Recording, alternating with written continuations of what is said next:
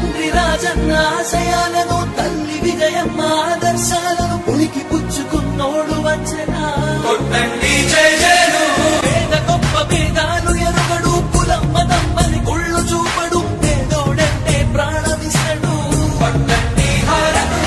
యువరక్తము నాయకత్వం కదిలినదిగో మన యువ కిరణం అడుగడుగున అదే లక్ష్యం ఇది వైఎస్ఆర్ రక్తం మాట ఇస్తే తప్పని నైజం అడిమనెప్పుడు తిప్పని రోషం వేసే ప్రతి అడుగుల ఉంటని మహానేత నాయకత్వం జయ